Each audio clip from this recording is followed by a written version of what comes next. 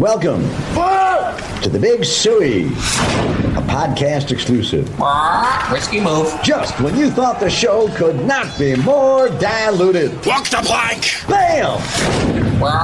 No more free Disney trips. Now here's the marching band of nowhere. Arr, matey. Fatface. Dan's been stress eating. And the habitual liar. Stugotz can't be trusted. The Big Suey. Yo ho, a pirate radio life for me. So, Stugotz, we haven't actually, in moving away from ESPN, spent a whole lot of time talking a whole lot of politics. I told you for a long time around here that I don't have very much interest in politics and that I'm a person who does enjoy having stimulating conversations about race and, wealth disparity and just generally speaking, I'm fascinated by the human condition, but politics has not been part of it for me. It's not something that I find interesting in any way. But Senator Tommy Tuberville. Now, this one is... Oh, God. I know, right? This one's just amazing. It's amazing, Stugotz, because many people point out that all the stock photos of Tuberville are like him losing to Memphis by 30 points at wherever it was he was at, Cincinnati or whatever program he went to. He's known as the failed Auburn coach, and the Auburn coach is the best job that he had, the best job that he did, correct? He just sort of bounced around college football, just a guy who was around for a long time, parlayed it into being the third most notable Auburn coach of the last 15 years, third, fourth. You're going Gus Malzahn, and who else you putting in there? Pat Dye? I believe he won a share of a national title, an AP share of a national title. He had a really good team there with Cadillac Williams and Ronnie Brown. But, yeah, actually in yesterday's show when you mentioned old steroid head and his younger wife taunting LeBron James, I thought when you mentioned yesterday about the investigation that you were doing, that you uncovered all the campaign contributions that they made to Donald Trump, those two fans. No. But now, in a related story, we talk about Tommy Tuberville. He says he doesn't know anything. Now, if you weren't following any of what was going on with him, because he wouldn't debate anybody, Stugotz, he didn't know or doesn't know what the three branches of government are. Does Stugotz know the three branches of government? Put it on the poll, Guillermo, at Batard Show. There's three. Does Stugotz know the three branches of government? This is what he said about Marjorie Taylor Greene, a woman who, by basically any account, no matter what your politics are, Marjorie Taylor Greene is at the far, far extreme of some of this QAnon stuff and some of this lunatic fringe. And Tuberville says he doesn't know anything about her because the bad weather has prevented him from reading the news. Executive branch, judicial branch. The bad weather. And special teams. Those are the three units. Oh, man. Yeah, you got to win in all three phases. Yeah. All three phases. What is this? What is this new tactic? You guys tell me, okay? Because like I said, I am a political novice. But the move of the last 4 years that could not be disputed at any turn is anytime Trump did things, people would go over to where McConnell was, and McConnell's thing would be, didn't see it, don't know what you're talking about. Haven't heard of it, don't know what you're talking about. Haven't read up on us being in bed with Russia. No, don't know what you're talking about. So is that now the Republican handbook? I'm saying this seriously, just not, is that the thing that you do where, well, I don't know, weather was bad, don't know what you're talking about. Keep it moving. It's what I've been doing for my entire life. How is Tuberville in charge of anything? How is Tuberville? Because he ran as a Republican in Alabama. It's not exactly a real challenge in that state, though. He was up against an incumbent, I believe, over there. Yeah, now McConnell's resorted to just sprinting away from reporters when they see him coming out of certain offices. Is he doing the Billy Gillespie? Is that the Stugotz still loves that move from 15 years ago? Best, yeah. In Scandal at Kentucky with the media chasing him down. Billy Gillespie took a fake phone call. Billy Gillespie pretended. I got the right guy. It's also a great name for it. Just first name Billy. It's not Bill. Gillespie. And last name Gillespie. For some reason I associate him, much like you associate Tommy John surgery with a certain thing, I associate Billy Gillespie with the move of faking the cell phone call to avoid the press. Fake phone call, scurrying through the hallways. It was fantastic. By the way, it was Gene Chizik who won the national championship at Auburn. He's the greatest coach in Auburn history. That slides Tuberville down to fourth. I wonder what happened there with Chizik. Yeah. What do you think? Always. It's the same thing that happened to Coker, isn't it? Well, no, because Chizik built it, where it was handed to Coker, but Chizik built it, and there was all sorts of controversy, and he never got another shot. Well, Coker never got another shot Yes, either, he did. though. He Texas did. San Antonio. Yeah, Roadrunners. That doesn't count. What do you mean it's a startup? Like, will you go look at the record of Larry Coker at the University of Miami? I think it was the greatest start in the history of any coach ever. Won like 31 of his first 32 games or something. And then, do you realize how odd it is to just say, Mike, seriously, let's think about this for a second. You know what, guy? Your teams were so good that we don't think you had anything to do whatsoever with why it is that you were good, and we're not going to give you another job because we think you're the reason that it got bad. Coker was 60-15. No, but how did he started start? 24-1. 24-1. He went 12-0, 12-1. And the one was losing the Ohio State Fiesta Bowl. Is that the one? Yes. Those were the most loaded teams in the history of South Florida sports. And the next year they went 11-2 and won the Orange Bowl. And then it went downhill for Larry. But think about that. So then Larry Coker's just got a gap in his resume. He's gone. Champion.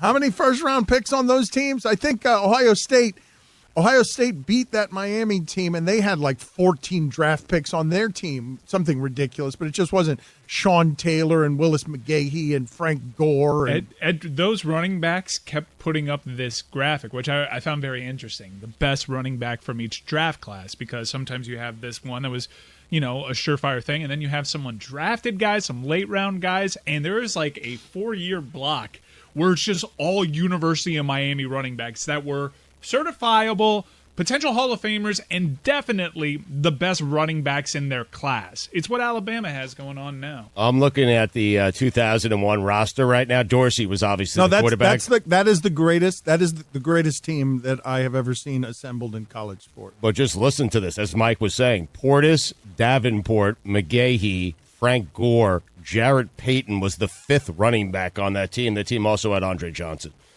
Walter Payton's kid. Well, was 3/4 of the secondary? Oh, we're now glory daying on 20 years ago Miami football. The point is, Larry Coker ruined it all and then was sent to some outpost with tumbleweed in Texas, and we never heard from him again, and that's strange. Yeah. But is it as strange as Gene Chizik, Mike? Which is stranger in terms of disappearances? So you guys are telling me that Tuberville was the coach of the Cam Newton, Ronnie Brown, Cadillac. No, Cam Newton was Gene Chizik. Jason Campbell. Yeah. Oh, Jason Campbell. That was a really good Auburn team. No, but you saw what I just did there. You saw what I just I'm did. just moving on. It's They both have a 1 on their jersey. my timeline guilt there of skewing eras also made two black quarterbacks the same guy. Well, thankfully this week we've established that your timelines are pretty bad now. Chizik was 5-19 at Iowa State. How did he get the Auburn job? And he was terrible at Auburn, except for that 1 year. Mm-hmm. Yep. Yeah, it's curious. Perhaps let's look at the quarterback that had a whole suitcase scandal where the dad was just treating him as if he were a free agent. And Nick Fairley, that team was amazing. That's a good. What happened there. That is a good old fashioned scandal. That is a involving pump and dump. A suitcase. That was a pump and dump for Auburn. Do you realize that if we could just get some honesty, if we didn't take these things so seriously, how amazing do you think getting the real details on the recruitment of Cam Newton in college when they were all looking at him and being like, wait a minute, if we put this behemoth at quarterback, we're going to go 12-0, whether it's Gene Chizik or anybody, Larry Coker or anybody. We're going to go 12-0 because we're going to give Cam Newton something that will think about what that transaction is. No matter how much money they were giving him, think of the value that they were saving in terms of money being created by putting him in the huddle. You give him it's the most short-sighted thing ever. Here, we're going to give you $500,000 cash. Also, you're going to make millions of dollars for our program the moment you step in the They huddle. were 14-0. So let me see if I get this one right, Coach Chizik.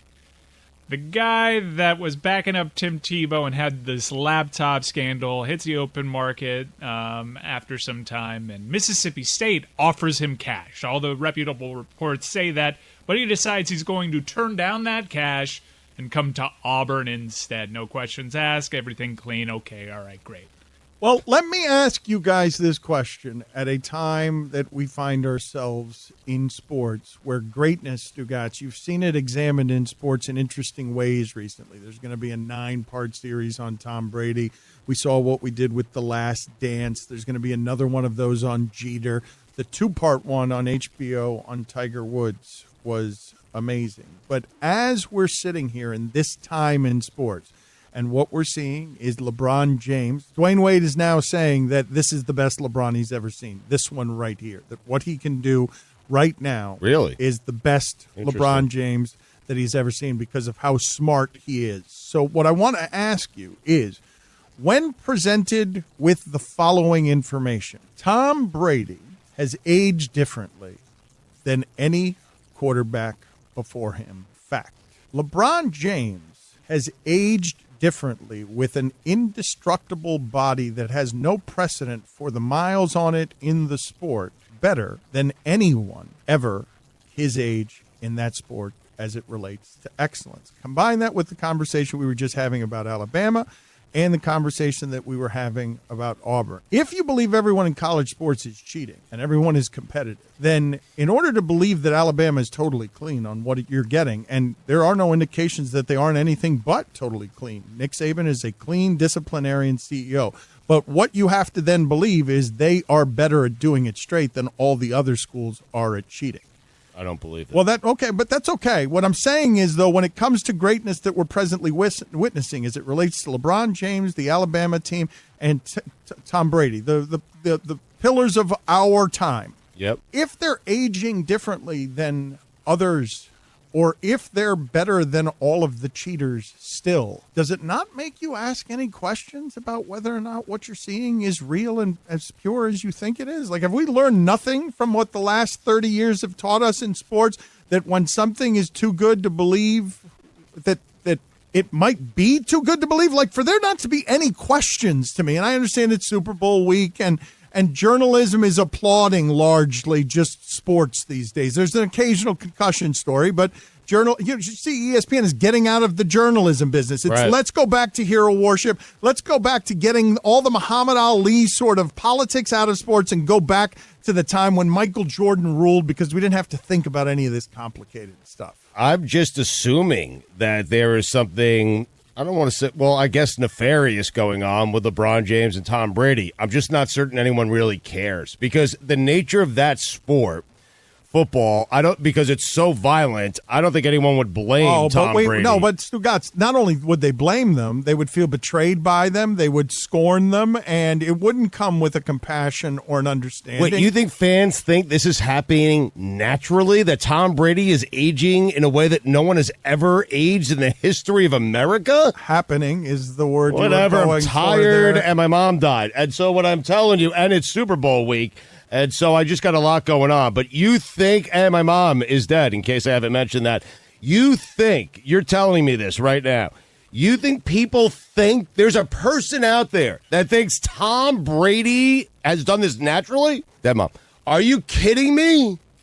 I mean, you're out of your mind, man. You think that the people listening to this right now, they all assume that he cheated, yes. You guys think, I don't think that's true, Stugotz. Dan, he is at an age playing in the Super Bowl where most quarterbacks are being enshrined into the Hall of Fame. Like, that's the deal. The great quarterbacks.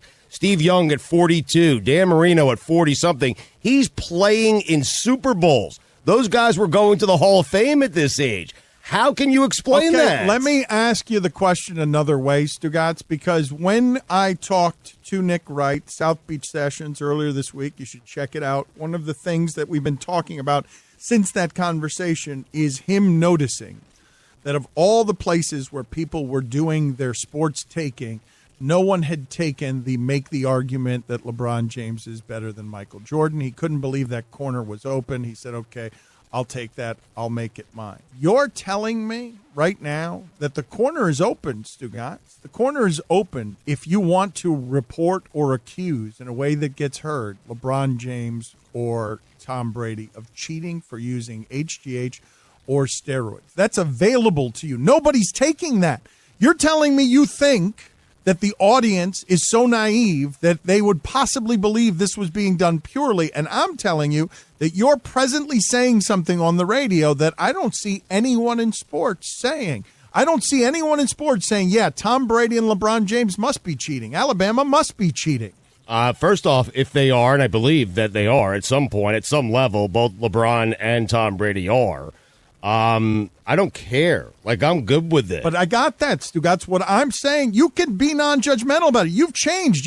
When you began as a sports radio host, you were wagging a finger at all the cheaters. That's what you were doing in your early 30s. I have Brady and Mahomes playing this Sunday in large part because I believe Tom Brady has done something that allows him to play at the age of 43 when no one else has been able to do it. You're being careful enough, but and Dan kind of did this to you. He had the bear trap there, and you just picked up the delightful piece of cheese, and you're giving him everything that he wants without him actually saying it. We're having the conversation Dan's always wanted to have. I haven't said it. No, but but you want me to say it. I haven't. You did say it. Yeah, you said it for him, which is what his whole plan all along. And now he takes the plan. other side, and he's like, well, you're the one that said it, when that's the whole plan here. I don't mind being the one that says Dan, it. you always lament people in absence of an explanation. When we see something unprecedented, you always, or not even unprecedented, when we see something that we can't really explain, like, wow, how is Jared Goff good? Well, it has to be the coaching, and you've always lamented that. Your entire sports journalism career, you're like, stop. Just because you can't explain what's happening here, don't put it on coaches. Well, on the other end, let's not put it on some substance that's making them better. There is, as science advances, as training methods advance. I don't mean science in like steroid terms. I mean the way people are training their bodies. That has come a long way. It is entirely possible that right now we are living in the generation of the greatest athletes to ever play their sport. And that's what you're seeing with Tom Brady and LeBron James. And I would just ask you, because I wasn't actually headed down the path of they are cheating or are they cheating. The question I was trying to ask is, where's the cynicism? That's the question that I was asking. When Too Good to Be True arrives, we've gotten to such a cynical point in our sports fandom with so many betrayals. You got to watch this Tiger documentary, Mike.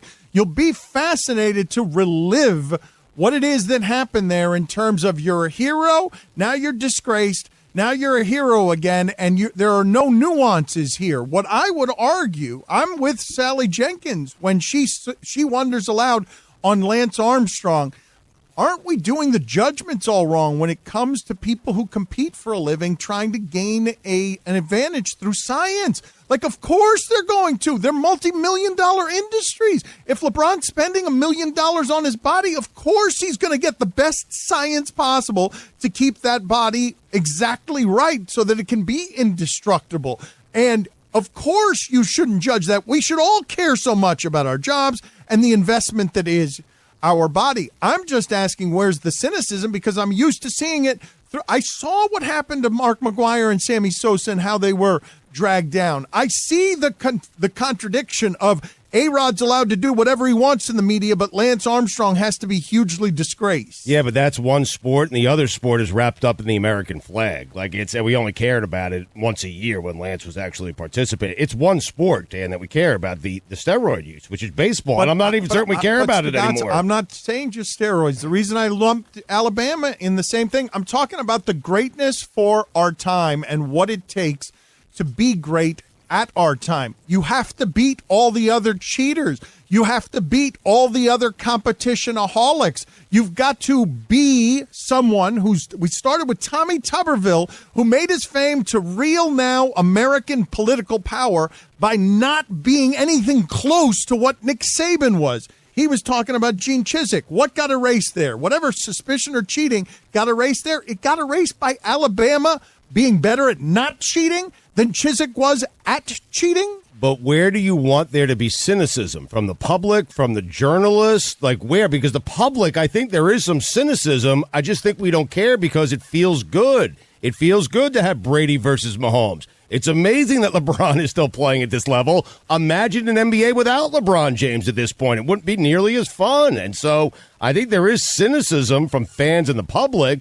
I think it's journalists you're talking. Why are they asking the questions? I'm talking about everybody, Stugotz. I honestly am. When I'm looking at greatness for our times and wondering if there are questions that you're allowed to ask, because the reason the Tiger Woods documentary landed the way that it did is it felt like everything that happened around him was unfair. Like looking back on it, we all lived it, but looking back on it, the reason that it was interesting to me is if Tiger Woods did indeed do something to repair a body that was broken, that developed a pain addiction medicine that had him arriving at rehabbing for sex addiction and drug addiction. One of the athletes of our time who came through this entire labyrinth that spit out Jeter and Brady and Michael Jordan. And are these not the four myths of our time? Is this not the Mount Rushmore of our athletic time? Nobody else gets to climb in there yet, correct? Maybe LeBron is in there now, but we're talking about Tom Brady, Michael Jordan. We're talking about sports across our generation. Yeah. These are the guys, correct? Mm-hmm. We're telling their stories now in these huge, sprawling documentaries, trying to let you get to know these human beings. How did they become great? And what I'm telling you is that HBO did a better job in 2 series, in 2 episodes with Tiger Woods explaining to me how that became great. A guy I've covered and watched for 20 years that I hadn't put all the pieces together that way. Did a better job of it than a documentary that was done with Michael Jordan's consent that was the most popular one in America during the pandemic, and everyone loved the reliving of the mythology, but explained next to no one. How did that happen? How was he able to beat everybody? And then what's the answer? He lifted weights. You see how he got to 215. LeBron's beating everyone at 270. He wanted it more, Dan. Everyone that is what it is. Yeah. See, that's what it comes down to. Mm-hmm. No matter what it is that we're talking about it, put it on the poll, Guillermo, at Batard Show. Mm-hmm. Did Tom Brady, Michael Jordan, and Tiger Woods simply want it more? The 55th big game is this weekend. 55. A game this big deserves a big prize, not just some trophy. To finish off the football season, DraftKings Sportsbook, America's top-rated sportsbook app, is giving all players a no-brainer of an offer. To celebrate football's finale, DraftKings Sportsbook is doubling your money if a touchdown is scored in the big game. That's right. All it takes is for one touchdown to be scored Sunday night, and boom, your money is doubled. Sounds like a no-brainer. As if this game wasn't enough reason to party, with double the cash, you'll be celebrating until next season. Don't forget about DraftKings Big Game Prediction Challenge with up to $55 million in total prizes up for grabs and instant prizes for everyone who enters the contest. DraftKings has paid out over $7 billion to its players since 2012, so they know a thing or two about big paydays. Download the DraftKings Sportsbook app now. Use promo code Dan to get a shot at doubling your money if a touchdown is scored in Sunday's game. That's promo code Dan to get a shot at doubling your money during Sunday night's season finale only at DraftKings Sportsbook. Must be 21 or older, New Jersey, Indiana, or Colorado only. Restrictions apply. See DraftKings.com/prediction-challenge-DFS for details. Gambling problem? Call 1-800-GAMBLER or in Indiana, 1-800-9-WITH-IT, or in Colorado, 1-800-522-4700. Billy, why have I heard you talking about glass blowing? I've seen this show on Netflix, and I haven't checked it out, but it made me think of that and you, because is that the show you were watching? Is that the reason you were talking about glass blowing? Of course, Dan. Blown away. You haven't seen it. You've just seen of this show. It's such a good show. You need to watch it. Why haven't you watched it yet? It's like Forged in Fire, except instead of swords, they're making glass. And these people can make anything out of glass. You think, what can I make out of glass? A vase? A glass to drink out of?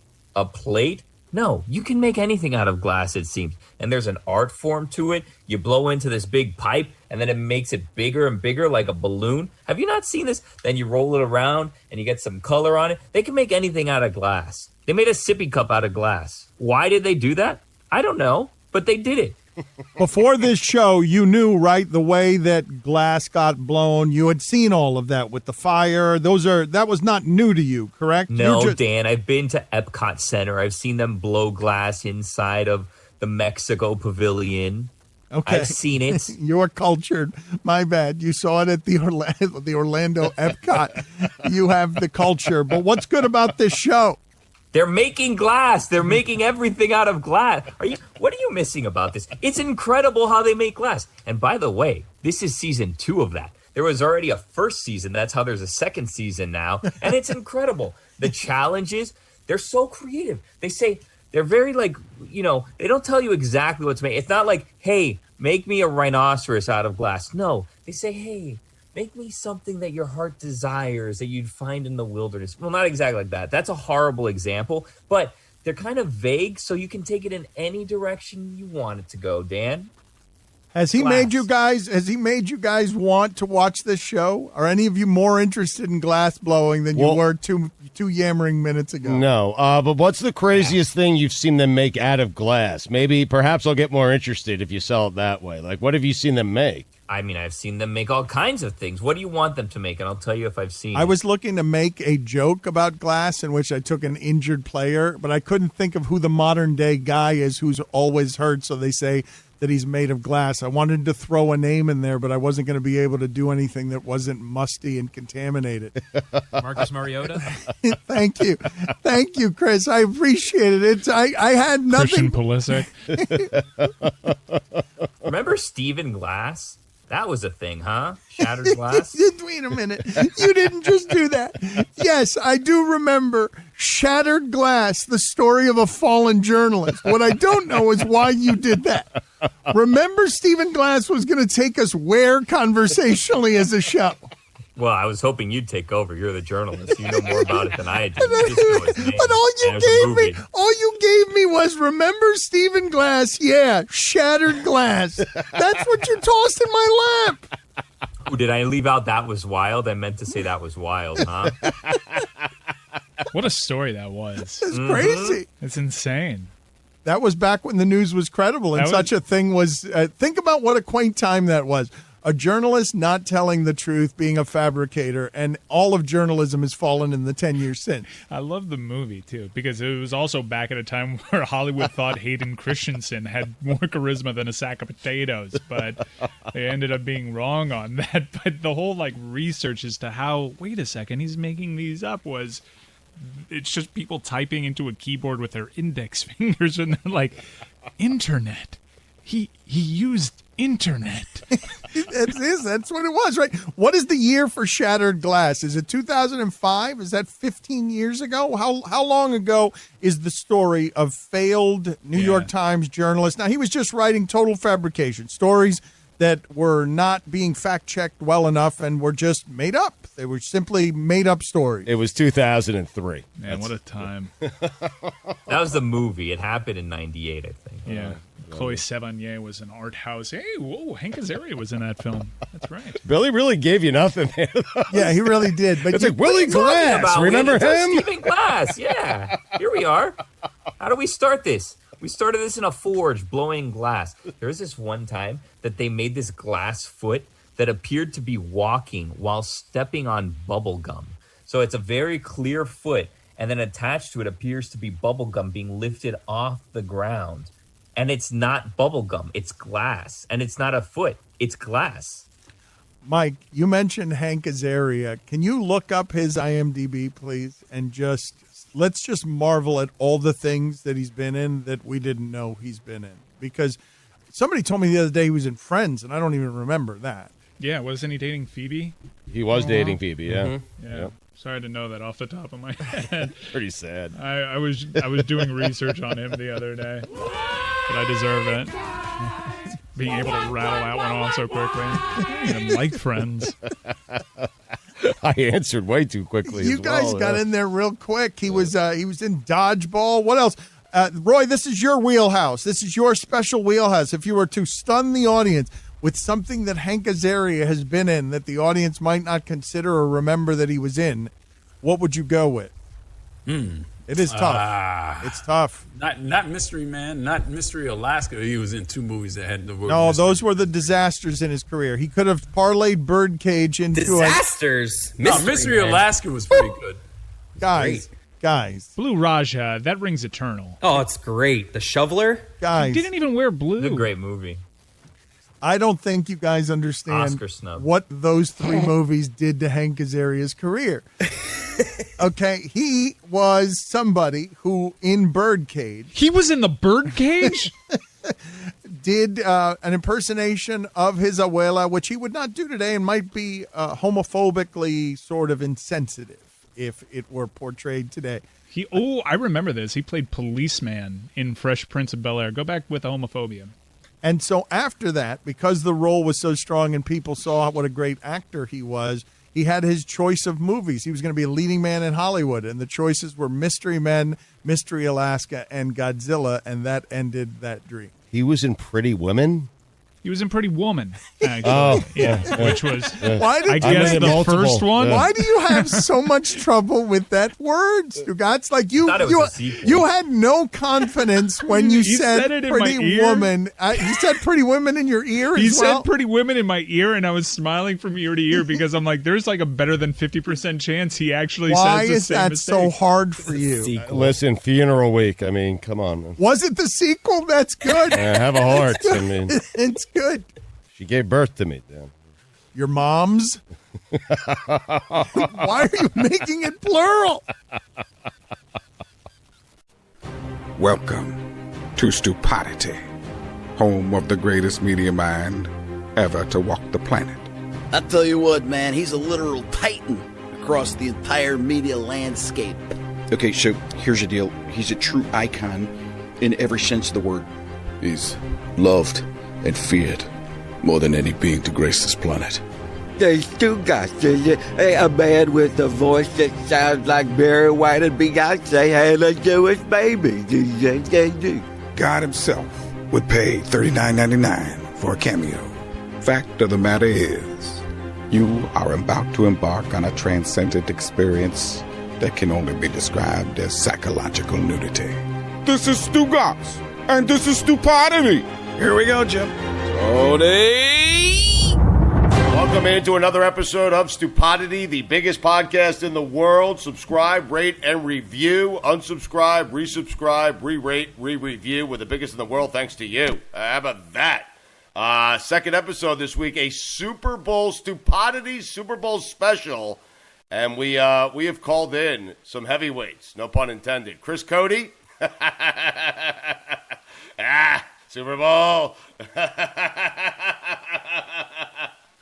You look very happy this morning, and it's not just the nachos. You look, or maybe it is. I don't know, Cody. You look very happy this morning. I mean, Stu, this is our week, right? Yeah. I mean, this is the week for sports people, for sports guys, and I'm excited. Yes. And yet I feel like we've talked precious little Super Bowl on our show. So they have left it to me and you to do a kind of Super Bowl special here that will air as part of the Batard show this week on the podcast. I'm very excited. I mean, I feel like you can, not to just get right into betting and predictions, but can you pass up on a Mahomes 3-point favorite? Like, usually Mahomes and the Chiefs are like 10-point favorites, and I bet them every time. I don't care. I don't care about the GOAT. I'm not passing up a 3-point Mahomes favorite. Give me Brady. Don't do it. Give me the Bucks. No. Give it to me all day. Give me those 3.5. I care about you, Chris. Don't do it. I can't. I've already put way too much money on Mahomes. I'm already in too deep. It is very tempting. I mean, listen, you have a quarterback who's, still under the age of 25, about to win his second Super Bowl, or we'll see if he's going to win his second Super Bowl. I'll remind you, though, the last time that Brady played Mahomes in a big game, AFC Championship game on the road, Brady won that game. So, Damn it. Time to start hedging. But Brady's at home this time. Yeah. Well, no, that's not. Can it be considered at home if they can't even fire the cannons when they score a touchdown in Tampa? Wait, so we're gonna have Dwight Freeney in here as a co-host. Mike Golic's gonna join us as well a little bit later. Who's on. who? Yeah, very excited. I know a who's who. Dwight Freeney co-hosting, huh? Stupidity. That's how we roll. Listen. between us, before Dwight gets here, we have to press him on getting Peyton Manning on the show, correct? We have to do that. I imagine you already have that in the works. No. It's Mikey A's relationship. Oh, Mikey, come on. Make it happen, Mikey. I might have sent a little, hey, you know what would be really cool? You know what would really help your Q rating? Getting Manning on. I'm sure he doesn't get that a lot. Hey, I want to be friends with you now. Get me Peyton Manning. I mean, if he wants to be permanent co-host of Stupidity, you have to come with some goods, and Peyton Manning will get it done. I mean, I think that would get it done, right? So Freeney has played against Peyton Manning, played with Peyton Manning, played against Tom Brady, has won a Super Bowl, is a Hall of Famer. He's a 7-time Pro Bowl. And all we want to do is have him get Peyton Manning on? Well, no, I want to talk to him about what it was like to play in the Super Bowl, what it was like to sack Tom Brady, what it was like to play with Peyton Manning. Yeah. Do you think that's his most gratifying sack? Do you think, like, putting Tom Brady on the ground and he got up and he goes, I've done it. I'm good now. Well, what do you think, Chris? Would it be Brady, sacking Brady at any point in his career, or sacking Rex Grossman in the Super Bowl that he won? Asking somebody their most gratifying sack is just a funny question. I know in the football terms it works, but it's just a funny, like, you know, if I'm being immature. What's your most gratifying sack? That's what I'm saying. I could go stroll. I could go, sexual. There's a lot of ways you could go with sack. Right. Yeah. How are you going about in a pandemic? How are you going about the pregame? The food, the spread, all that. You're not going to have a lot of people over the house, right? No. Right. Dr. Fauci said don't do that, and I do whatever Fauci says. So what are you going to do here? I'm good with not a lot of people over. By the way, like I have been avoiding big Super Bowl parties since the '90s. So for me, this is working out perfectly. I'm good with less people. I think I'm going to end up at my dad's house, and for me, Super Bowl week is about the dip. I don't know about you guys. Like, obviously, I like a good chicken wing. I like all the stuff people make, like the main dishes. But for me, Super Bowl is about the dips, the quesos, the guacs, the spinach dips, the tuna dip, the bean dip, the hummus, if you will. So I'm really looking forward. Were you asking me about watching the game or the food? You were talking about food, right? No. Why do I talk to you about anything other than fucking food? I'm making sure. It's my wheelhouse. That's why I just started. You think we're about to have Dwight Freeney on and then Mike Golic. You think I want your thoughts on the game? That's why when when you asked me about my Sunday, I blacked out and went to food. So I just kind of like didn't hear the last part of your question. So I was making sure I was answering the right thing. But yeah, to me, it's a dip day. And I'm just excited. I don't know. Like, usually you have 20 people over and you say, hey, you're bringing the bean dip, you're bringing the tuna, and I get all my dips. With the smaller crowd, I got to kind of like figure out what my top 3 or 4 dips are so I make sure those can, get in my mouth. Right. You got to purchase them yourself. Yeah, or make them. Dip is dangerous in COVID times. Dip is dangerous. I mean, you've got... Dip is a dangerous game. That's true. Dip is a dangerous game, but if you're only dipping with your family, then I feel like you're safe. I feel like Chris isn't having a ton of people over his house. He's going to his It'll just be my parents and my wife and my kid. Yeah, that's it. And my brother. But yeah, so I'm not that worried about that. But you are right. That brings up a good point. Dip is a dangerous game. And I am reckless with that. I don't know about you guys. I'm a double dipper. I'll say it. I know it's a pandemic. I don't care if there's 30 people there. If I still have some chip left, I'm going back in. I would say, Mikey A., it's a great point by you. I would say in a pandemic, okay, that in the food category... Dip is the most dangerous of games? Dip is the most dangerous of games, yes. Can you think of a more dangerous game than dip? Yeah, I mean, perhaps football, but I mean, any more dangerous I guess game pigs in the blanket, like I'm not touching the other pigs when I go in to grab one, so that's not that dangerous. I guess if you're not double dipping, is it that dangerous of a game to dip? If you're well, let's just say you made the mistake of having like 25 people over, which you're not supposed to do. What I'm asking you is, would you feel more scared dipping with 25 strangers or being sacked by Shaq Barrett in the Super Bowl? Shaq Barrett. I like to live dangerously with the food. I can go limp on Shaq. Like, imagine 25 Mikey C's over your house and you're all sharing the same dip bowl. See, now that's dangerous because there's always a hacking cough and you don't know what it's from. That's a whole different discussion. And during this pandemic, whenever anyone coughs and I'm like around my dad all the time, it's like, hey, cover your mouth, okay? Enough of the cough. Okay, so what are your feelings on Super Bowl food that's not quite Super Bowl appropriate? In other words... I host my in-laws. Like hummus? See, hummus is a dip. That's fine. But when you're saying when someone says like, "Hey, I'm gonna bring chili," and they bring over, turkey white chili, like when they are like, "Hey, I'm gonna bring something over," and it's a salad. Like I'm okay with that at Christmas. I'm okay with that at Thanksgiving. I'm okay with that on Sunday dinner, not on the Super Bowl. If it's not fried, if it's not wrapped in bacon or something, I don't want it. I mean, I can only speak for myself, and we'll get Chris's answer.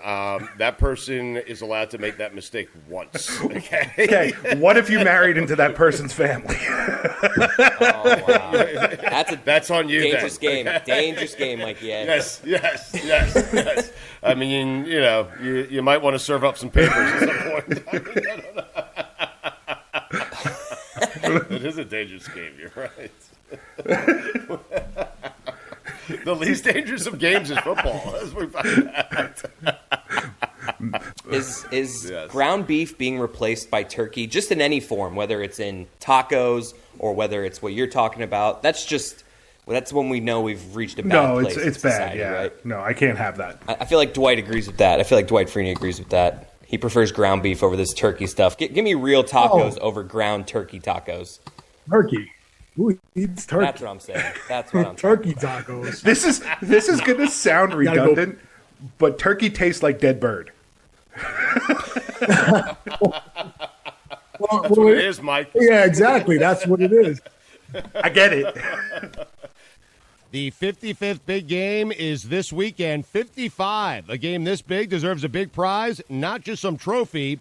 To finish off the football season, Draftkings Sportsbook, America's top-rated sportsbook app, is giving all players a no-brainer of an offer.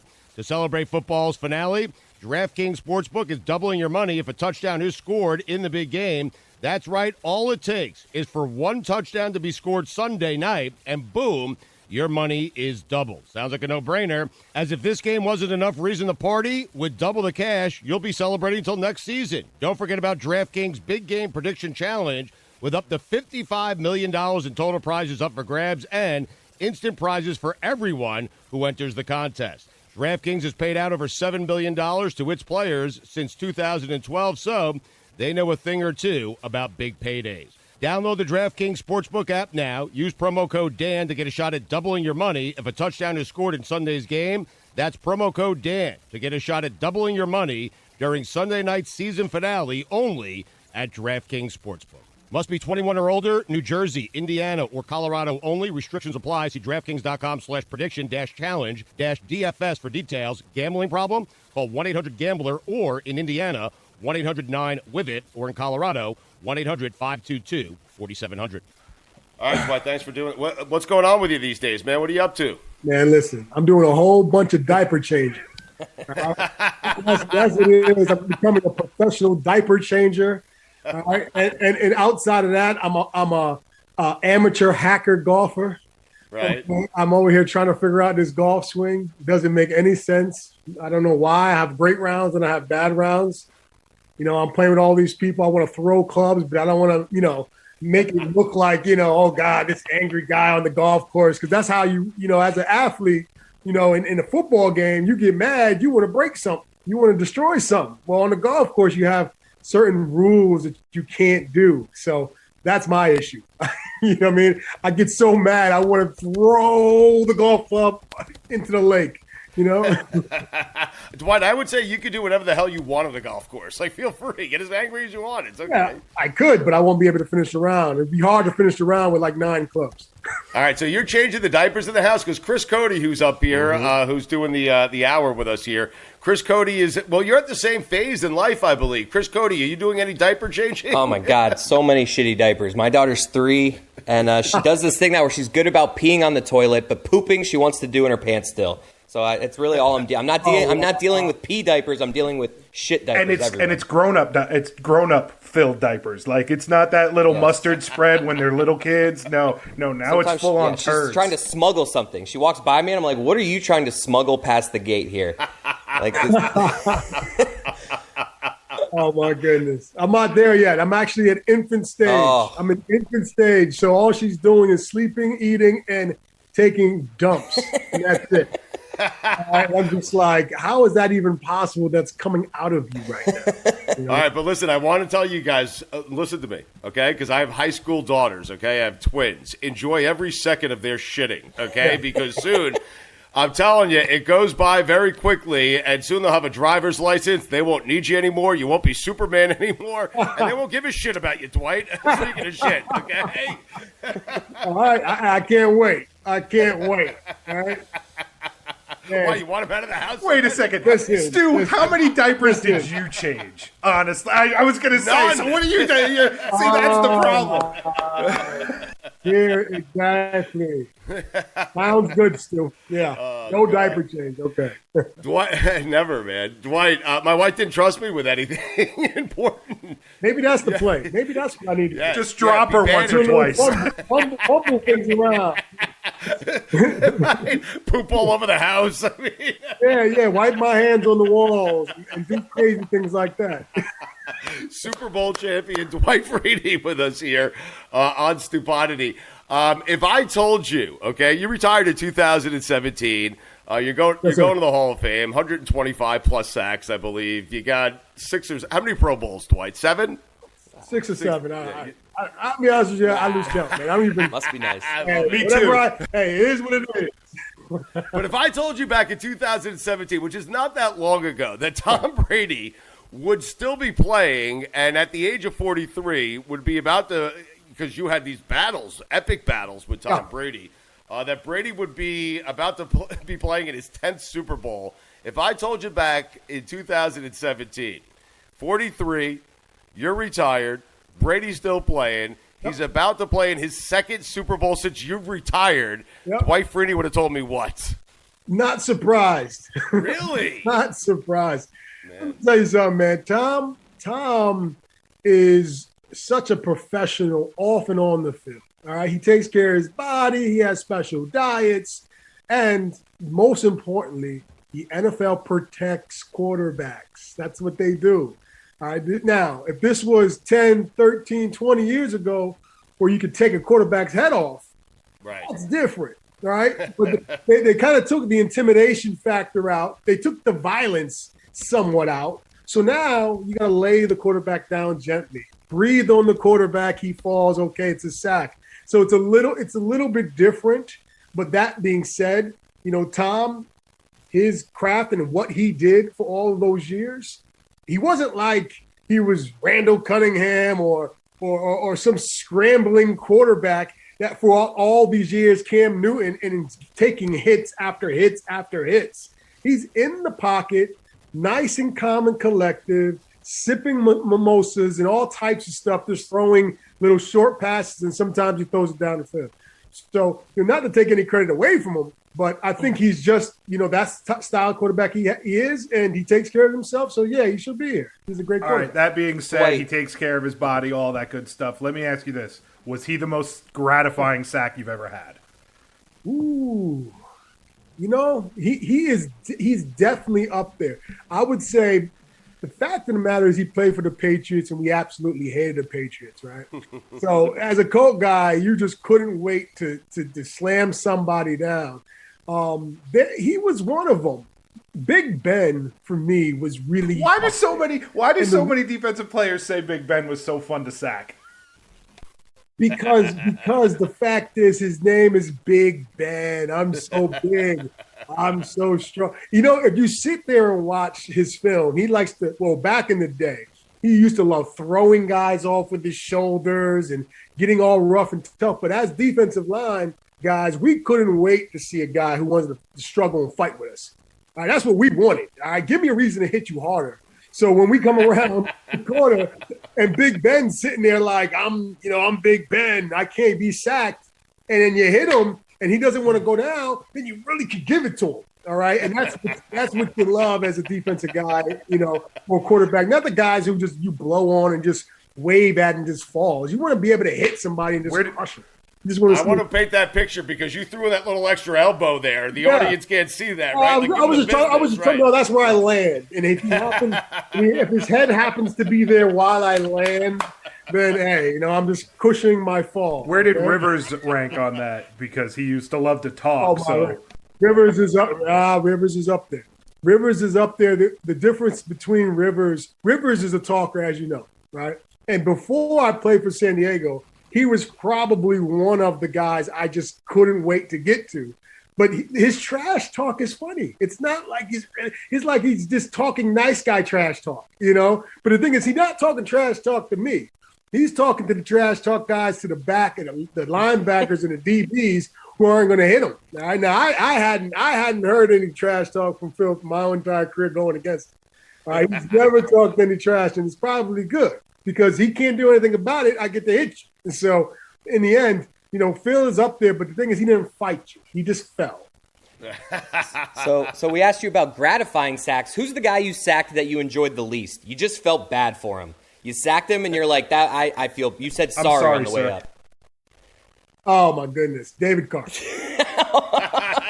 Why? Lebron, by the way, thought David Carr was going to be the greatest quarterback in the history of the NFL. I just wanted to throw that in there. A shot at Dan. Go ahead. Oh my goodness, he didn't have a chance. He didn't have. I mean, you talk about stat games. That was the stat. Okay, it was, and the thing is, his offensive line never gave him a chance. I mean, it was just like, you know, ready, set, hike, and just hit. It's 3rd and long, and you're like, I'm sorry. 3rd and long, here we go. And we knew what was happening because they could not protect them from us. And it was just kind of like a pack of lions feasting on some type of little animal, that helpless bunny or something like that that's in the backfield. He couldn't do anything about it. Wait, Freeney, when you saw David Carr on the schedule, did you even sleep the night before? It's so excited. I promise you. It was like, okay, all right, so let's see. I only have 1 sack going into this game. Okay, I'm going to get at least 2. Here we go. I'm about to get 2 or 3 games. You know, it's one of those things you salivate at the mouth. You know, like right when you cook a steak, you start salivating at the mouth because you know how good it's going to taste. Yeah, Chris knows. Oh, I know. Go ahead. We mentioned Brady before, and you played under Bill Polian. I'm wondering if Bill Polian thought that Brady was going to be a receiver coming out of high school as well. Oh man, I don't know. You have to give Polian shit about that with the Lamar Jackson take, don't you? Listen, I didn't even hear it, but Bill said what? He thought Lamar Jackson, the MVP last year, should have been drafted as a wide receiver coming out of college. Didn't think he could be a good quarterback. Well, you know what? Bill is a legend. I mean, but legends can be wrong. He can be wrong. I mean, yes, can he play receiver? Yeah, he probably could. But I think he's better at a quarterback. Who is the quarterback? You said, you know, David Carr. Ben wouldn't fight. He wouldn't say. Who is the quarterback that would actually talk some shit to you, Dwight? Is there a guy out there? None. Zero. None? Never. Did he walk up to the line and look for Robert Mathis to talk shit to or something like that? Listen, man. You got to understand, these quarterbacks, look, they are the most protected golden boy, like, you know, I'm not going to say softest, but close to being the softest guys out there on the field. Like, I've never seen my person, 16 years, I have never seen a quarterback other than Phillip Rivers somewhat talk trash. None, because their life is on the line. They're going to get hurt, all right? Yeah. You got these big giants coming 100 miles per hour. Back in the day when I started playing, you could really hit the guys. They weren't talking. They had to worry about other things. Their life. What about other positions? Like, who's the guy you played against in your career where after the game you're just like, I'm not afraid of that guy, but that guy's a little crazy?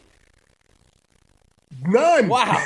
You know what? So you're the crazy one. So are you the crazy one, Dwight? No, I don't. The guy that I played against, not really. You know, let me think. I think, you know, incognito, okay? Mm-hmm.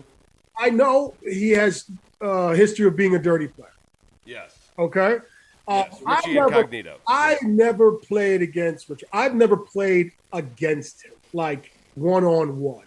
He would be on the other side and messing around with the D tackles and all that stuff, crazy that way, as in potentially hurting guys, but I've never seen a guy that I played against that I'm thinking, this guy's really crazy and I need to worry about this guy.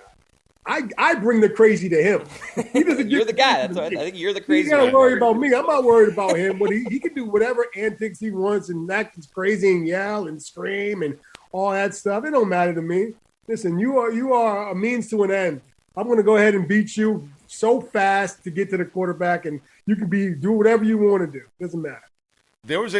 Was there a tackle for you where if you had to face him, like Jason Taylor used to tell me, Dan, when he saw Tony Baselli on the schedule, he would freak out because Baselli was so good. And like JT wouldn't get sleep the night before because Baselli is he's an animal. I mean, you've got to get – was there a guy for you where you're like, oh, man, I got to face that tomorrow afternoon for 3 hours? I'll be honest. There's one guy that I played against that I wouldn't say I was worried, but it would actually have my full and entire attention. And that guy was Jonathan Ogden. Okay? Jonathan Ogden was a dancing bear. He was, I always call him, I say he's a walking cheat code. All right. He's a guy who's, 6'9", 6'10". The stats say he weighs 340 pounds, which is a complete lie. He weighed 400 pounds and can run like a deer. Okay. So, for a guy like me playing against a guy like that, it was, man, I better put my big boy pants on this week because if I don't, I'm going to be getting ejected out the club, through out the window, out the club. Yeah. Dwight, are you aware of how good you are at this? I mean, seriously. Like you are fantastic at this in a way where I think I want you to be my co-host. I'm not even joking. Dwight, I don't know. I've never done this before. All right, I'm just hanging Dwight, out. I'm gonna put it in football terms for you. Okay, he wants you to take all the double teams so that he gets one-on-one on the other side. Okay, that's what he's trying to do. He's trying to get you to do all the heavy lifting so that he can get to the quarterback and do his dance. You want me to be you want me to be the D tackle or the offensive guard? You're the QB and protecting you. Oh yeah.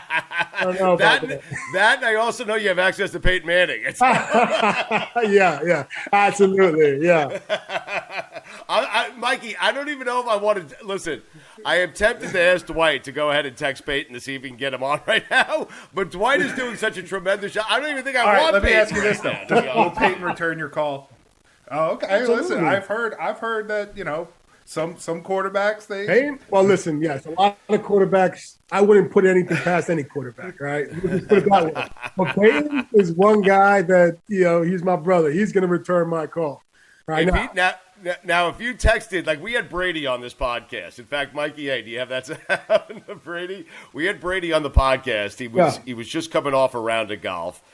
He was getting ready for that match he played with Rory. Now he came on. I'm only telling you this because if you asked Peyton to come on here, would he come on here? Would he respond? Would he do it?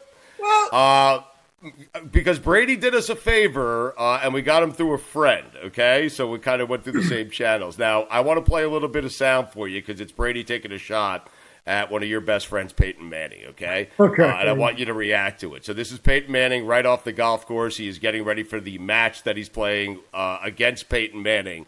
That golf match that they did with Phil and Tiger. So here's my question with Brady's response. Tom, aren't you tired of beating Peyton? I mean, aren't you tired of it? No. You kidding me? Wait a minute. He's got his fair share of mine, too. So Eli's the one that I'm actually happy I'm not playing. That's Eli on the golf course. Peyton, I got a shot. That's a good point. Brady taking shots at your boy, Dwight. Hey, listen, I get it. Those guys are tough to beat in football. Like I said, in football, not golf. I seen the golf game. Come on now, Tom. I seen the golf game. Why'd you get into golf? What made you get into golf? No, look. Let me just say it this way. I lived in Indianapolis, okay, and there wasn't really much for me to do in the off season. It wasn't like it was South Beach or Miami. It wasn't like it was New York, a lot of stuff going on. So I would just be sitting around trying to figure out what am I going to do with my time in Indianapolis right now. So I picked up this golf club went out to the driving range, and that's where my story began. And it's crazy. And once that started, man, it completely hooked me all the way in. It was kind of like, man, wait a minute. So you're trying to tell me that this ball isn't moving and I can hit it as hard as I want? Wait a minute. Are you trying to tell me that it's my fault? Because other sports, you have other things to blame, right? You blame this, blame that. Oh, in this golf, there's nothing else. You can only blame yourself. Correct. Right? And that is like the ultimate drug for me, is because I can't understand why I cannot do what I want to do to this ball and put it where I want it to go. There's no Mike Vanderjack out there to blame, man. It's Hey, just you. Mike, how you doing? It was like a 35-yard field goal. Anyway, let me not go there. But, I took you there. I'm sorry. That's a bad teammate. yeah. I'm a bad teammate already. Yeah, oh my goodness. A typical quarterback. Yeah, anyway. So go ahead with golf. Yeah, man. So once I picked up the game, it really kind of changed things for me, man. I used to be one of these guys that, you know what, I used to stay up all night, try to go out to the club, all this stuff. Now I started saying, you know what, guys, I want to get some sleep for my golf round at 7:30, tee time 8 o'clock. All right. I don't want to go out. And then I ended up meeting people that I idolized my entire life. I mean, I ended up being great friends with Michael Jordan, great friends with Lawrence Taylor, all through the game of golf. Sounds like we aim too low to get Peyton Manning on. Exactly. I mean, get MJ. You have no chance there. Listen, you're about to be my co-host, so don't future episodes, okay? Just think future episodes. Wait, but here's what's funny. Freeney's getting old. Freeney now wants to get a good night's sleep because he has a 7:30 tee time, where back in the day, you were out till 7:30 for a 1 o'clock kickoff. Definitely didn't do that during the season. But the off season, yes, there's a lot of stories of that. Yeah. Forget going to sleep. I stayed up all night. Wait, so give me – okay, so that's interesting. So give me, like, the person you played golf with, or the best, foursome that you were in, where Dwight's like, oh, my God, I can't believe I'm playing golf with these guys. My God. I mean, because Lawrence Taylor, by the way, LT plays. So, of course, I'm playing later today. In fact, when you and I are done, I'm in South Florida. I'm going out. Nice. And I'm going to play with a couple of friends. Yeah, it's beautiful. Like 70 degrees, no cloud in the sky. Really? What part of South Florida? I'm in Parkland, Florida. Nice. I'm in West Palm. Are you really? Yeah. Oh, you got to come down to my course and play one day, man. Let's go. Let's tee it up. Come on now. Oh, I'm telling you. And all you got to do is mention it. Just mention it. Yeah. Dwight, we're doing this. I'm telling you. I'll come to you. You come to me. Whatever you want, and we'll play around. And listen, I'm really good. So what's happening, the reason you're going up and down is because you're just not playing enough. That's it. You just got to keep playing, practicing. But LT plays here. In fact, I see Lawrence all the time. He's not a member here, but when Lawrence Taylor arrives at the golf course unannounced, it's like a parting of the fucking seas, Dwight. He's taking everyone's tee times, all your drinks. I mean, it's incredible. Yeah, that's how it is, man. He's a walking legend. And when you see him, you're like, oh, wait, that's LT. Hold on, legend. Here, take my tee time. Go ahead. Go in front. You want to play through? Go ahead. I hope he takes Joe Theismann's tee time. Joe, you can't do anything, Joe, about that. How's your leg? Quarterback. Yes. Wait, so who's the person you play golf with? Where you're like, was it MJ? Was that where you met him? Well, yeah. Well, I got invited to his tournament, his golf tournament. All right. So once I got invited to his golf tournament, he used to do in Bahamas. Then it was just kind of like, oh, I got the intro to him, and then he started being cool with me, and then Lawrence Taylor's there, and then Jason Taylor's there. And Chris Dolman, rest in peace, was there. And Richard Dent was there. So we had all of these guys. And it was like 500, 600 sacks on two different holes. It was like me, Michael Strahan, Lawrence Taylor. I was like, oh, this is a quarterback's nightmare. We got sacks everywhere on this golf course. I love it. Yeah. Was LT cheating? Be honest. No, never. Okay. If he was, I wouldn't say it was. So, Dwight, help me out here. This is great. You've been great. So here we are. We're Thursday before the Super Bowl. Yeah. Put me in your head. Where were you at, like Thursday before you played in the Super Bowl? What is going through the players' minds right now? Oh, well, Thursday for us, it was a big prep day, right? So it's Wednesdays and Thursdays were the days where you really, got in the notebook, got in the deep in the weeds of what's your game plan is going to be. Now, you've been doing this from last week, Wednesday or Thursday, okay? But now it's kind of like polishing off that final little game plan. Friday is laxed. Friday's more like, all right, let me just make sure this game plan is spotless. But Thursday, you want to make sure like there are no issues with what you're doing, because Friday's more like dress rehearsal. It's kind of like, all right, we've been doing this for a while now. We should never have any issues. Thursday's the last day you could probably have a problem. All right. So the intensity is up. The focus is up. You're still really, like the coaches can still scream at you on Thursday. It's amazing. Coaches don't scream on Fridays and Saturdays. Right. All right. But on Thursdays and Wednesdays, they get it all in. Yeah, they get it in. They have a tough schedule, and they're worried about their situation. So they're like tension is high on Wednesdays and Thursdays. Friday is kind of like, I don't want to upset the player. I don't want him to play back. That's just kind of obviously Super Week is this huge thing. You guys get to go and spend the whole week and do all this stuff. You don't have to say who unless you want to. Did you have any teammates where you're like, hey, listen, we're in New Orleans, we're in Tampa. We got to make sure this guy's in bed when it's time to go in bed, and we got to make sure that he shows up for the game on Sunday.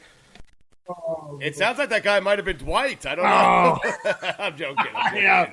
No, you know what it is we were blessed, man. We had Tony Dungy as a head coach, and between him and Bill, they picked really high character guys. All right, where they knew the responsibility was on them to make sure that they were where they needed to be, and accountability to being where they needed to be.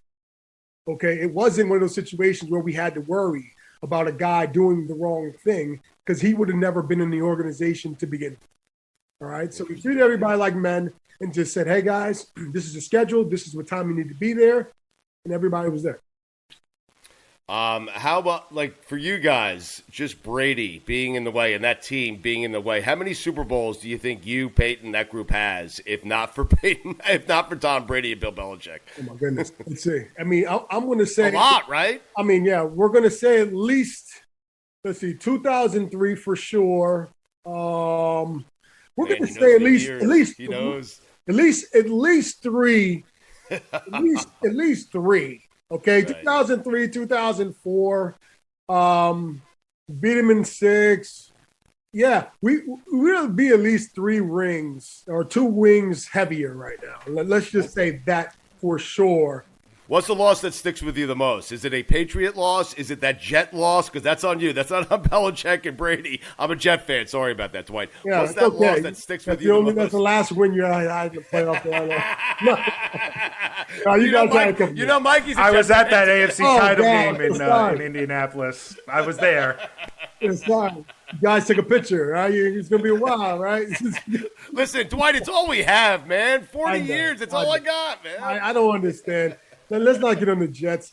Listen, I don't know what the heck is going on in that organization, man. You guys get number one, like in top 10 picks every single year. Yep. Okay, and you can't find a way to get it done. Like, what is going on over there? Thanks for reminding us. What's up? You're loyal. It tells me about the type of guy you are, though. You're a real loyal guy. I am a loyal guy. Yeah, you are. So, yeah. Listen, because I maintain, like, eventually they're going to get lucky and win. And it's going to feel really good, all the heartache, right? Yeah, listen, you know what? The best thing that ever happened to you guys was Philadelphia winning the Super Bowl. Yeah. It might have been the best thing and the worst thing. The best thing is the fact that it's possible. The worst thing is it's possible. So you're going to sit It's been possible. For all the years to come, knowing that you could possibly win a Super Bowl. Did you guys feel that you were pretty much everybody's second favorite team because you were the team that I was my second favorite team was the Colts because I knew the Jets couldn't beat the Patriots and Tom Brady, but I knew you guys had a shot. So, like, did you feel the whole country outside of New England kind of rooting for you? You know what? I never actually paid attention to that, but that makes all the sense in the world. I think all the hatred for the Patriots, no matter who played against them, you would root for the other team. And I'm sure you probably rooted for the Colts more than other teams because we were there so many times. That makes a lot of sense. You know, I never felt that. You know, I was so embedded with what I was doing and what we were trying to accomplish. But you know what? You were the bully that could beat up our bully. Yeah. Let me go to Indianapolis to go and beat you guys. You know, so we got it done. No, we got it done. Dwight, have you ever seen anything like Patrick Mahomes? Ooh, Patrick is like an alien. He really is. He's like a Aaron Rodgers, because Aaron Rodgers was the guy that could do everything. Okay, Aaron Rodgers could scramble. Aaron Rodgers could throw a mile. Aaron Rodgers could be accurate, but Patrick is all of those things, just enhanced. Right. Okay, he could throw the ball maybe further. He could run faster.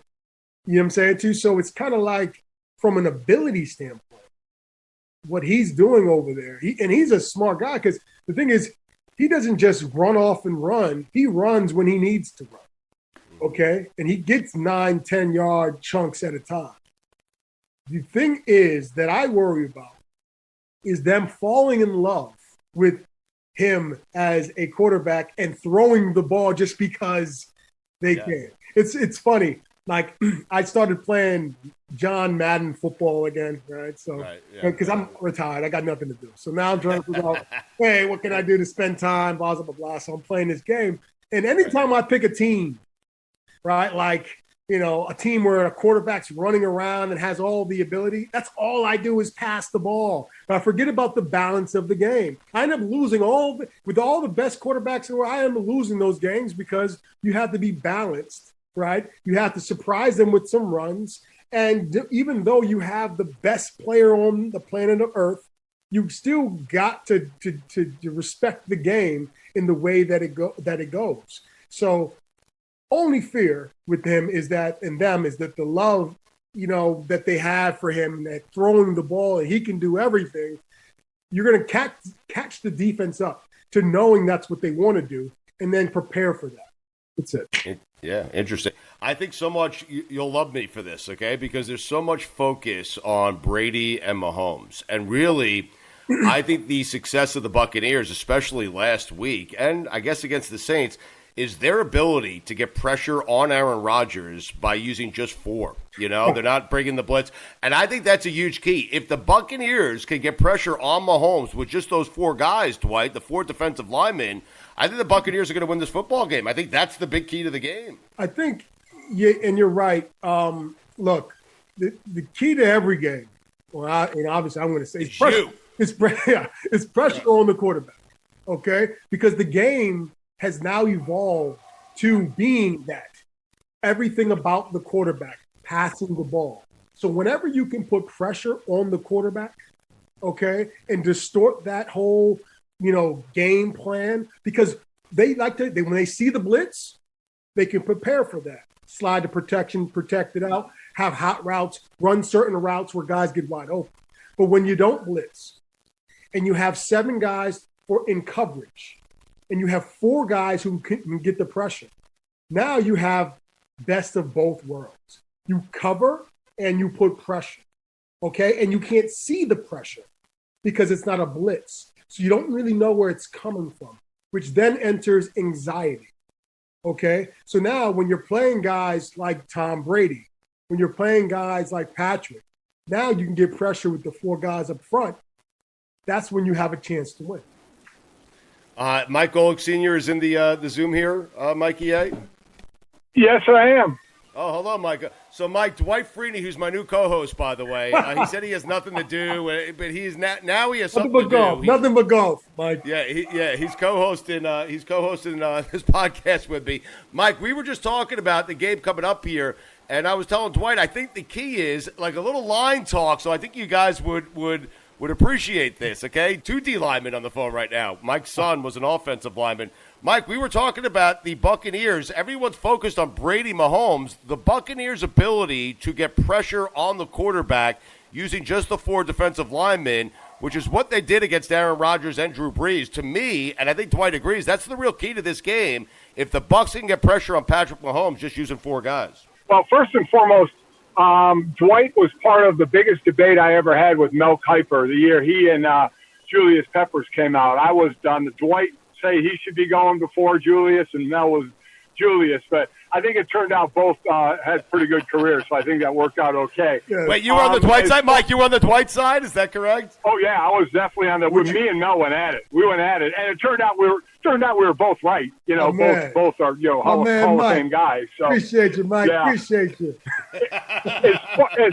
And listen, as far as this line play, there's 2 ways to look at it. You look at what Kansas City's going through. They're going through a 3 personnel change on the offensive line. Right tackle Remmers to left tackle, right guard Wiley to right tackle, and backup guard in Wisniewski coming to his guard. So you got a 3-person switch. Remember in Green Bay you had Bakhtiari out, the backup left tackle in, and also the right tackle got worked by Shaq Barrett. Pierre-Paul and Shaq Barrett brought it on the outside, and Green Bay did nothing to help. They left those guys on an island. That's what their offense is, so be it. So you look at the outside rush again from Pierre-Paul and Shaq Barrett. Are they going to be able to beat their guys one-on-one? One thing that'll be different, Kansas City is not going to let those guys free rush if they're doing well. They're going to help. They're going to chip with a tight end or chip with a back and won't give them that free rush. But that is something to look at because I heard Dwight saying he's right. If you get pressure with 4 and can drop 7 man, you're in the catbird seat right there. And on the other side, I'll say real quick, the guy I think that can have a big effect is it doesn't matter from year 1 to year 21. Tom Brady could be the greatest of all time, but one thing he can't do is move very well. And when you have a 6'6", 6'7" D tackle in Chris Jones who can wreak havoc in the middle, meaning he is going to bring pressure up the gut and be right in Brady's face, that could prove to wreak some havoc because we saw Brady throw it up last week when he got some pressure and he threw a pick. So I think that's going to be big on the Kansas City Chiefs side as well. Yeah, Mike, I agree with you, man. Every year when we played the Patriots or whenever you've seen Tom struggle, okay, it's because of the front 4 pressure. You think about the Giants when they played them in the Super Bowl, right? Us at the Colts when we play them, New Orleans when they won versus, the Bucs and all of that. It's putting pressure with the front 4 guys that creates the issue for quarterbacks because it's not a blitz. It's not like you know where it's coming and when it's coming. It's one of those situations where they think and they have this false sense of reality of safety. They feel safe because they potentially have the numbers to protect them and they'll have time to throw the ball. But sometimes it is a false sense of safety, of reality, because you have a guy who defies that, which you'll maybe get with Shaq Barrett or JPP or something like that. I'm really wondering because Spagnuolo comes from the Jim Johnson tree. Now, Jim Johnson, the late, great Jim Johnson, he was my D coordinator at Notre Dame. That's how friggin' old I am. But I know Jim's defense. And listen, Spagnuolo is going to dial up some blitzes. And I heard Dwight talking about that as well.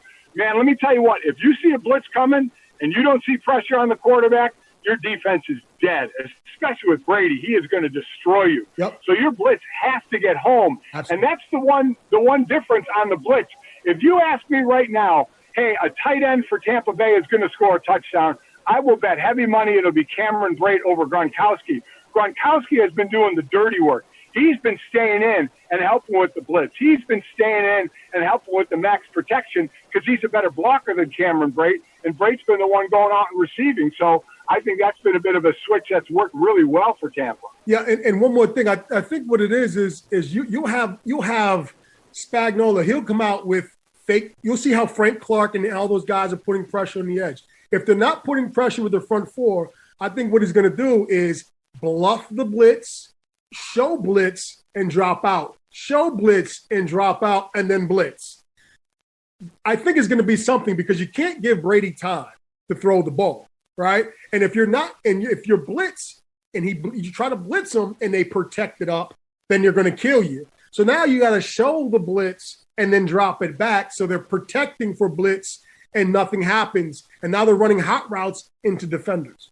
This is fantastic. I mean, the two of you are just, me and Mikey A just got out of the way. It's amazing.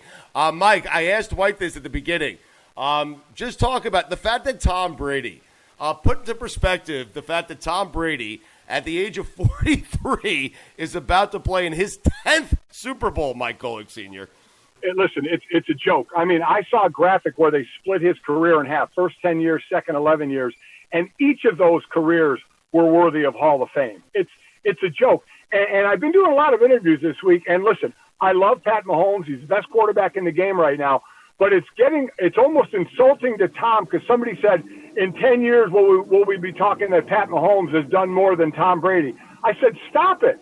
I said, Pat Mahomes is in his infancy compared to what Tom Brady has done. Pat's the best quarterback in the game right now. Tom has done it for year upon year upon year upon year.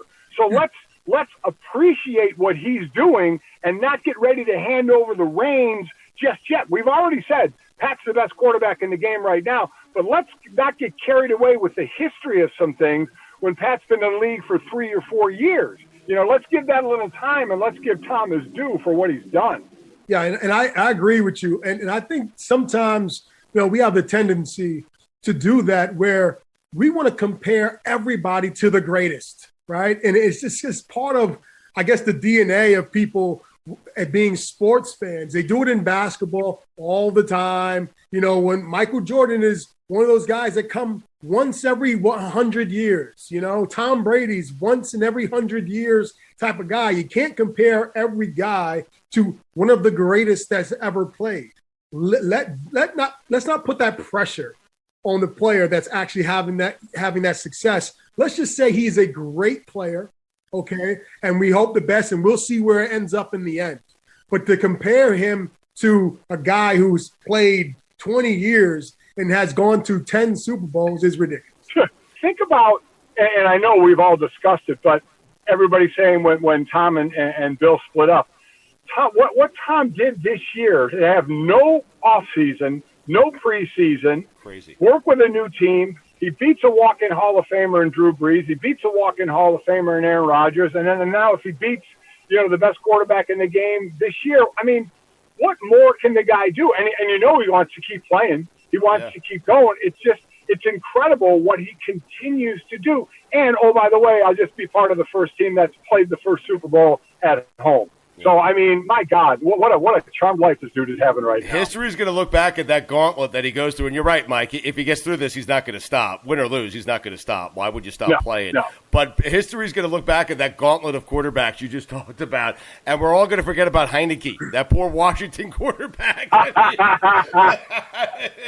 We're all going to forget about that guy. I want to ask both of you, and Dwight, I'll start with you. What do you think America wants to see most on Sunday? Less than 2 minutes in the game, okay?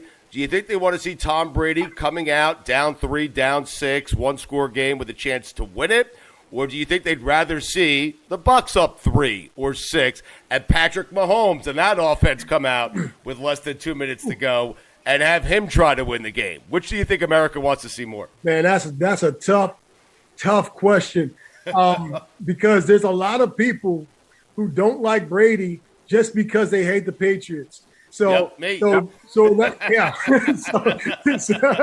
kind of like, hey, please let it be Patrick who sticks the dagger into Tom. And then you got a lot of guys who love Tom and just want to see greatness happen again. So, I don't know. I mean, me personally, I think that more people might want, the Chiefs to all of a sudden put the dagger into the whole entire Patriot way in a way. And maybe that's just me because I played in Indianapolis and there's a small little pepper of hate for just anything Patriots. But that being said, you know what? They may want to see just greatness prevail, and that's what Tom is. He's greatness. He is great, and hopefully there's a situation to where as though we can sit there and watch and throw back some, popcorn or what have you and just put our feet up and see what happens. This is what we do in society, though.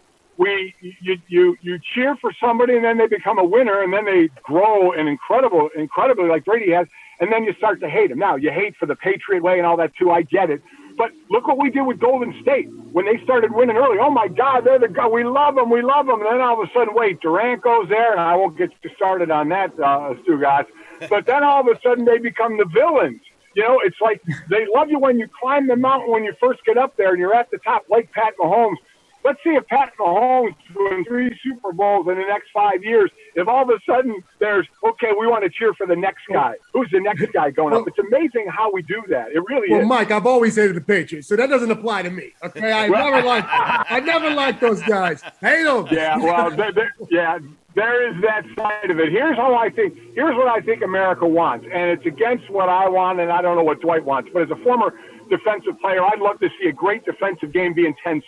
But nobody else wants to see that. Everybody wants to see in the 30s or the 40s. Right. So I'm not only making a prediction of a score, I'm making a prediction of a situation. Right. 31-31, late in the fourth quarter.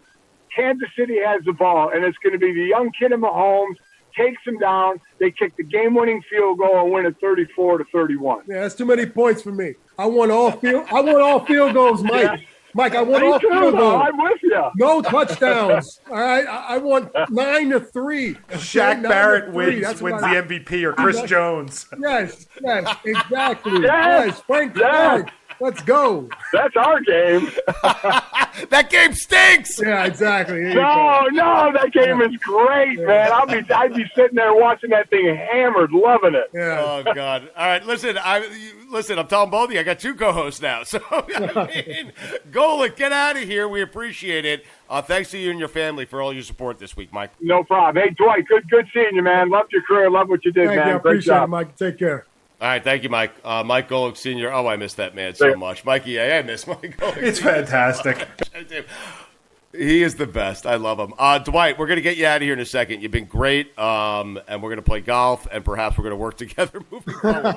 Dwight, real quick, I'm going to ask you, your best in a weird game where you have to give your best Tom Brady story, okay? And if you have the best Tom Brady, do you have one? Do you have a good Tom Brady? You want to go Brady? You want to go Manning? It's up to you. Peyton or Brady? We can go Brady. We can go Brady. Okay. All right, so your best Tom Brady story is blank. Well, I was playing for the Chargers, and I was defensive lineman prior to, and then all of a sudden, some genius wanted me to play outside linebacker. I don't know why. And I ended up playing outside linebacker this particular. Was it Polian? No, it wasn't. Actually, they didn't try and put you at receiver? We put in Grit. We had Gritson, the guy who, pretty much destroyed the Colts for the last 3-4 years. But anyway, and so they ended up making me an outside linebacker, okay, whatever. I go to the Chargers now, okay? Now I'm all of a sudden an outside linebacker, and now I have to play coverage. I don't play coverage, all right? Like, if the ball is being hiked, I need to be running towards the ball, not away from the ball. Right. So, I had a, one of our coaches, I won't call him out. He was like, hey, Dwight, you know what you're missing in your game, if you really want to be a Hall of Famer, you gotta pick up your interceptions. You gotta be able to be I'm first of all, I'm already in like year 11, 12 or something at this point. Like, you're already in Canton, okay? I don't know if that's gonna happen, but in the end, if it happens, great. But at this moment in my career, I'm thinking to myself, all right, I already have over 100 sacks at this point, and he's talking about the way that I'm going to be able to get to the Hall of Fame is to improve my I always coverage. said that about Reggie White. He should have had more interceptions. Yeah, that's what I'm talking about. Like, are you kidding me? If I'm tipping the ball, if I'm batting the ball down, or I'm in the center intercepting the ball, there's something wrong because I'm going the wrong way. Okay, so for me, it's look. Okay, coach, you want me to play coverage? Okay, here we go.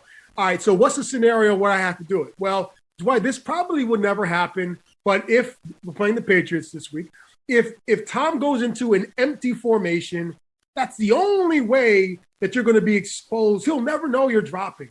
But this is the only way that you get exposed. I said, okay, fine. That'll probably not happen. Okay, fast forward. Sure enough, we're playing the Patriots. Here we go. And sure enough, they call the defense that I hate, which was me dropping back in coverage. And then sure enough, the Patriots are in an empty formation. So now I have to stand up, which I never do, and sit there and disguise and cover Gronkowski. Now, this is Gronkowski in 2011, 12, or something like 13, when he was on top of the game. Like height Pete Gronk, right? Pete Gronk, all right. yeah. And I can't cover anybody at this point. I can't cover myself. I mean, you want me to cover Gronkowski, so I'm back there. And I just glance at Tom. Tom looks at me. It almost looks like he laughs. He looks at me. I look at him. And then I try to look away like I wasn't really paying attention, kind of like, hey, maybe he didn't see me look at him, that he noticed it was me. And I kind of glance in the corner of my eye. And I see Brady do this with his hands, like that, which I'm like, oh, he's telling Gronk to run a slant route. I said, oh, I got him. Oh, this is going to be great. He didn't see that I saw him. Da-da-da-da. So I sit there, ready, set, hike. I sure enough try to jump the slant route. And long story short, I ended up running 40 yards later. I'm running, chasing Gronk down the field because they actually end up running an out route and not a slant route. And I'm a genius guy. Oh, yeah, I know exactly what you're running. And now I have to chase Gronk 40, 50 yards down the field. And it's crazy. I was laughing and cursing at the same time, running down the field, covering Gronkowski, where I should never have been. Did Brady remind you? Did Brady tell you, hey, I got you? Listen, he didn't have to. He didn't even have to. It's one of those things I know. Like, he's like sitting there laughing inside, like, oh my God, they have Freeney in coverage. This is going to be hilarious. And I'm over here like scared to death. Oh my God, I'm in coverage. And Brady's eyes lit up. They're not going to make him cover Gronk, are they? Why is Freeney standing? I couldn't believe it. I could not believe it. But then again, neither could Tom. Yeah. Then again, I could believe it. It's Tom Brady, Gronkowski in the height, and I got me, old ass me, who's supposed to be going this way, not doing that. You just look at your defensive coach on the sideline and go, "Is this what you wanted? Is this your big plan? Exactly. Is this what you want?" Like the gladiator. Is this what you? All right, two quick ones. I'll get you out of here. We'll talk about what you're doing with Madden in just a second here. Two quick ones for you. You want the next Colts quarterback to be blank? Ooh, I want Deshaun Watson. Yeah, now, I would know he would never go, probably, because he probably hates us. Because you're a divisional opponent, right? And you always have some get in line. But yeah. There you go, Jets. Anyway, but it seems like who he hates now is the Texans. To be honest, yes. Right? There's that is true. Right. That is true. Well, I just know that if he would play for the Colts have everything that they need. I mean, that he would want. They really do. They have a balanced offense. They have receivers who can get it done. They have an offensive line who will protect them. I don't know I don't know if there's a better offensive line out there that will protect him the way that the Colts offensive line would protect him. Okay, you have a quarterback as a head coach who understands how to get these quarterbacks to play the game the way that it should be played. You have a heck of a defense on the other side. All right, so you have a team that's just really missing an explosive player here or there on offense to really make that run, and he could be that. And so I think he would probably fit best there. It's amazing. The Texans had DeAndre Hopkins, Deshaun Watson, and now they're gone. Like, it's I can't believe it. Mismanagement. All right, and before we get to third and long, a Dwight Freeney challenge that you're doing here with Madden 21. Who do you like? Give me it. Mahomes, Brady, Super Bowl. Brady going to win his 7th. Mahomes going to win his 2nd. What do you think? Well, it's funny. I think logically I'm going to go with the Chiefs. Okay, let's just put it out there because I think that they have too much offense going, and it's going to be if they get their game rolling. They had 540 yards or 560 yards of offense last time they played. All right, played the Tampa Bay Bucks. Like the only thing that was stopping them was the goalpost or the end of the stadium because they couldn't just keep running. All right, that's the only thing that stopped those guys. All right, they had an issue to transitioning the points in the red zone last time they played them. All right. So I don't know if they have an answer, Tampa Bay, even though Tampa's defense has been playing better as of late. All right. Now, I have a lot of ex-coaches and friends on the Tampa Bay, the Bucs side. So maybe my heart says, hey, I want my boys to win one more, you know, and I see the stars trying to align for Tom, you know, sitting there where you would say, oh, my God, 7 Super Bowls. This is going to be the greatest storyline ever. Logic tells me, you know, the Chiefs have too much power offensively, and they're going to get it done. And their defense, you know, the thing is they hadn't stopped the run well, and I think they're going to stop the run coming up. All right. Listen, those are great reasons. Listen, the only reason you go Bucs or anyone would go is Brady. Is you just think he's going to be able to pull it off in the end. Yeah. And then maybe the defense. Yeah. But that's the thing is and I've always said this, and I will continue to say this. It's not a hate comment, but it's the quarterbacks get too much blame when you lose the game, and they get too much credit when you win. And it's somewhere in the middle. Usually is where it falls for Tom. Like Tom had 3 interceptions last game. They should have definitely lost that game based on turnovers, and he didn't have a great game. Okay, he had a great half. All right, but the offense, they did enough to win the game. I mean, what do you say? Crown Brady? Hey, Brady, you're the greatest. He had 3 interceptions. He's probably hitting himself in the head like, I cannot believe I threw 3 interceptions. I had a horseshit game. That's probably what he's saying. Yeah, because he doesn't play defense, right? Is that right? Exactly. He didn't create those turnovers. Yeah, exactly. Dwight, so tell everyone what you're doing here. You've been great, fantastic. We appreciate the time. 3rd and long, a Dwight Freeney challenge with Madden 21, which you are now playing again because you have time on your hands. So what are you doing? Tell everyone what's going on there. Well, I'm partnering up with Generation Esports, okay? And they're the largest scholastic esports platform in the world.